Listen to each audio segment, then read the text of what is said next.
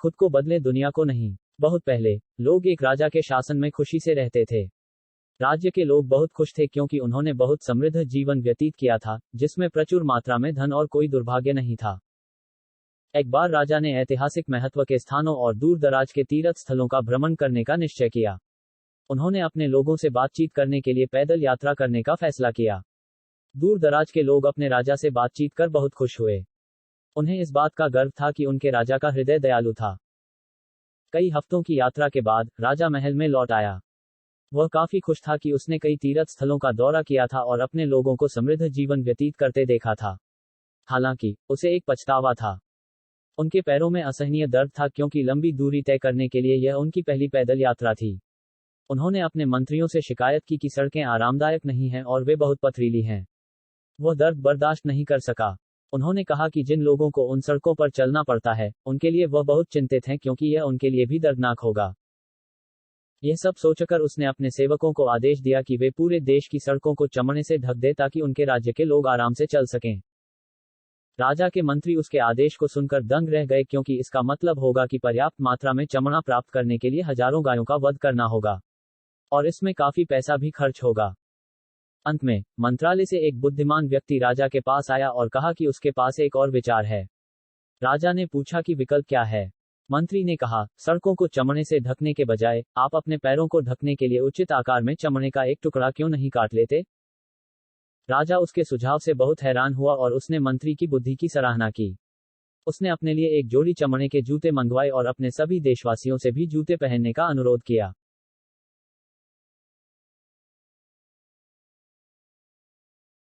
Long ago, people lived happily under the rule of a king. The people of the kingdom were very happy as they led a very prosperous life with an abundance of wealth and no misfortunes. Once, the king decided to go visiting places of historical importance and pilgrim centers at distant places. He decided to travel by foot to interact with his people. People of distant places were very happy to have a conversation with their king. They were proud that their king had a kind heart. After several weeks of travel, the king returned to the palace. He was quite happy that he had visited many pilgrim centers and witnessed his people leading a prosperous life. However, he had one regret. He had intolerable pain in his feet as it was his first trip by foot covering a long distance. He complained to his ministers that the roads weren't comfortable and that they were very stony. He could not tolerate the pain. He said that he was very much worried about the people who had to walk along those roads as it would be painful for them too.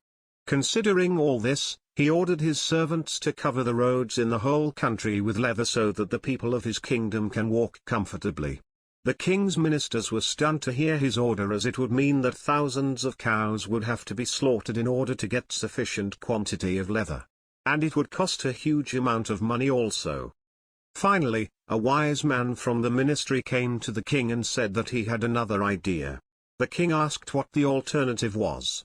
The minister said, instead of covering the roads with leather, why don't you just have a piece of leather cut in appropriate shape to cover your feet? The king was very much surprised by his suggestion and applauded the wisdom of the minister. He ordered a pair of leather shoes for himself and requested all his countrymen also to wear shoes.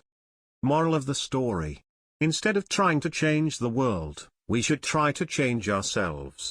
इसी के साथ आज की मजदूरी यहीं खत्म करते हैं। अगर तुम्हें वीडियो पसंद आई तो लाइक मारो यार। मुझे नहीं पता, मुझे 2 मिलियन लाइक्स चाहिए, कैसे ना कैसे करके मुझे चाहिए।